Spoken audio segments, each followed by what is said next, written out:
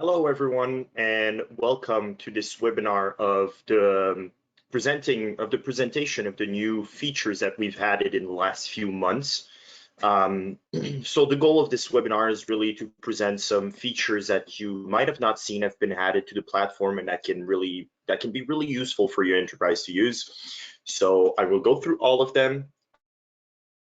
As usual, if you've already been through one of those webinars, you can ask your questions in the chat.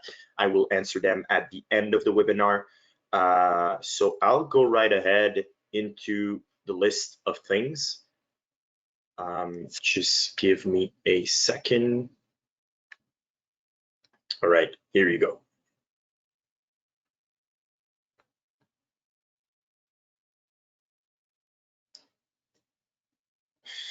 So the first thing that you can see now is that in your dashboard, you can now edit what you want to see and how you want to see things in your dashboard by clicking on the better version.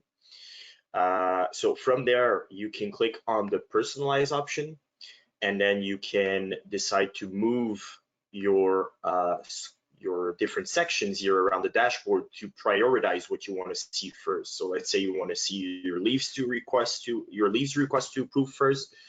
You could decide to show them in the first square up there. You can also decide to add widgets here. So there are many different widgets that you can add or remove. So let's say here I want to see the upcoming shifts that I have on my schedule. I could add this widget. So this is just a better version. There's more coming with that soon. However, this is what we have right now for the customization of the dashboard. It is now possible to create views on Evolia. So different views lets you save different filters and different sorting of employees in different sections of the platform. So let's use an example here. If I filter my members on the left per, let's say, the teams. So let's say I want to filter the anesthesia team and the cardiology team. So, and I'm going to use those two filters often. What I can do is once I have those two filters selected, I can go ahead here and click on the default view button. I can click on new custom view, and then I can give a name to this view. So I could call it cardio plus anesthesia. And then I can save my view. And what this does is that, let's say I go back to the default view, instead of selecting those two filters manually, I can just go ahead and select the cardio plus anesthesia view, and it will automatically put those two filters together. So you can have multiple filters selected in a view. So let's say I also want to select different positions. I could select, let's say, the nurse position and anesthesia assistant, and let's say I only want these two positions. I could save those two filters and add them to my view. So now if I go back to default view and I select my cardio plus anesthesia view, I'll have all those filters selected at once. So this is something really useful for enterprise that want to filter certain things on the schedule or the timesheets, and users that need to visualize certain employees. Sometimes it's really useful to have many different views instead of selecting the filters individually every time you want to see something different. On the planning view, it is now possible to, we have a new view on the planning view, which is the compact day view. So let's say I remove those filters here. So let's say I go back into previous weeks. There's no schedules created in that account, so I'm going to try to go back to when there were schedules that were created.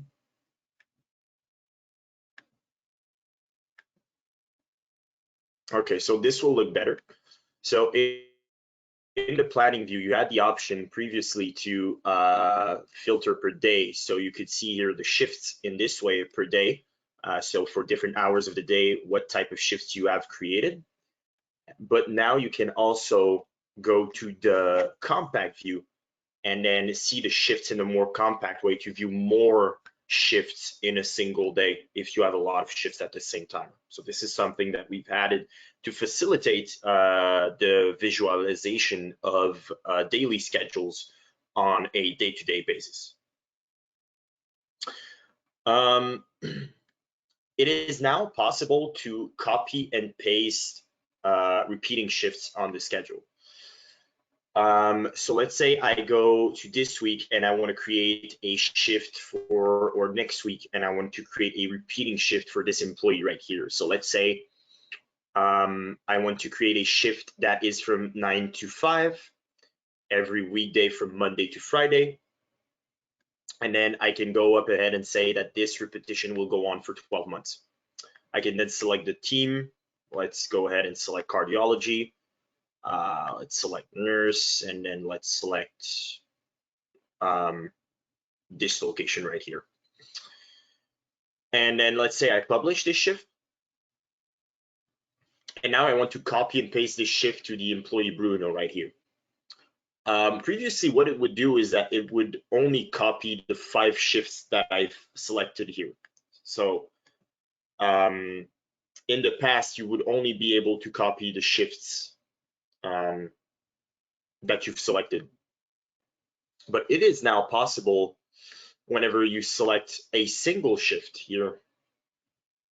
Let's say I take the one on Monday here and I copy the shift and paste it here.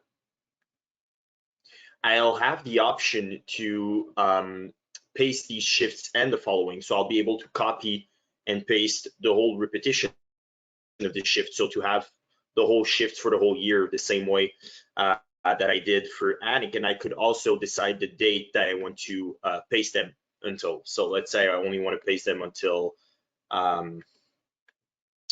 May 31st. I could select May 31st, and then those shifts will be copied and pasted all from Monday to Friday all the way up to May 31st in my schedule here. So this is the last week it would be pasted in, and then if I go in the week after, you see that the repetition stopped there. So that's something new that you can do as well. So there was an option, and there still is an option, to send reports automatically to a certain user, but there is now the possibility to send those reports to more than one user at a time. So let's say I click on the export feature here in the schedule.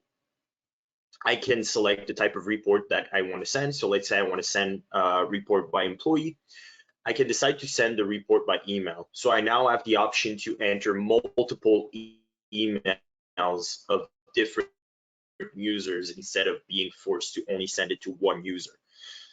So this is something that we've added recently to make it easier to send reports to everyone at the same time, instead of programming an automatic sending of email for each user that the report needs to be sent to. Just a quick adjustment that we made here.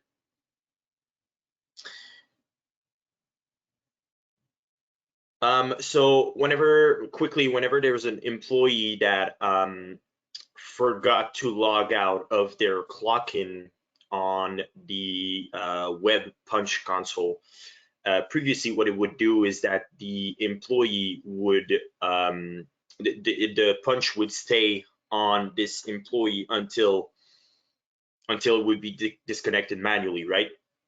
So what we've changed is that after 5 minutes, this will disconnect the employee automatically from the web clock-in. This makes it so no employees that come in and clock in after the previous employee that clocked in can clock in for this employee instead of clocking from themselves. So it's a security measure that we've added into the clock-in on the web.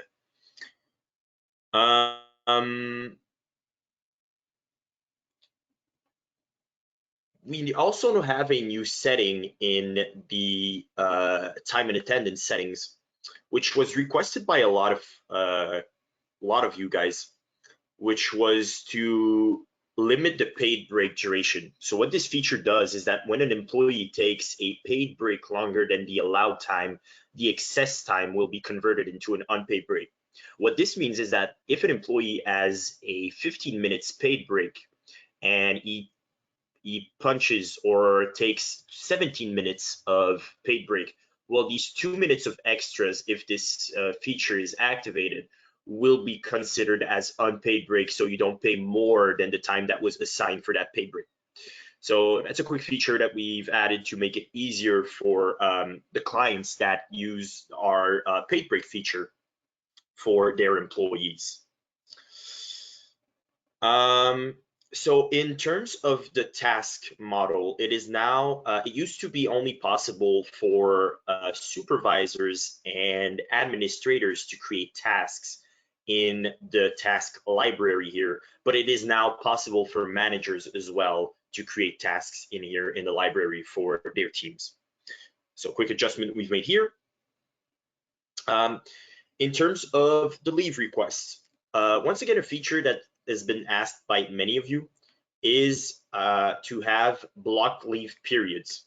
So what that means is that, let's say your employees can only request leave during a certain period of the year, you can decide to block the leave request, certain leave requests during certain period of the year.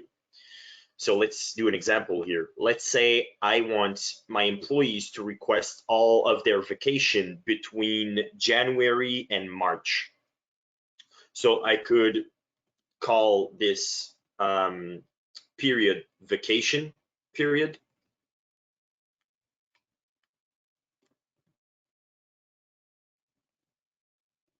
The account is bilingual, so I need to give it two names. I can select the leaves that I want to black out. So in that case, it only be the vacation leaves. And then I also have the option to enter a note here. So I can enter whatever I want here. So if I click on next, I can decide what teams, positions, locations, if it only applies to certain members or if it applies to only members of a certain status. But I also be able to select the start date and the end date. So I said it was going to be possible for employees to request between January and March. So I want to block the leave requests from March all the way up to December in that case. So employees won't be able to request those leaves between these periods. So I'll go back here, December 2025, right here. So from March 1st, 2025 to December 31st, 2025, it will not be possible for employees to request vacations. So they'll only be able to request them between January and March.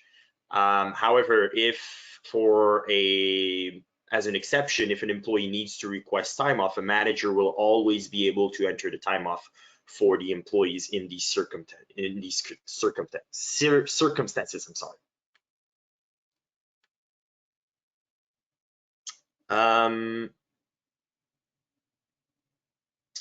So that's pretty much it for the new features that we've added in the last few weeks, few months. So yeah, thanks to all of you for joining. This meeting will be recorded, so you will be able to review it afterwards if you want to share it with members of your team. If you have any questions with what you've seen, don't hesitate to contact us.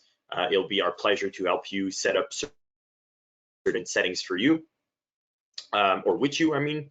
And yeah, I appreciate all of you for watching, and we'll see you next time.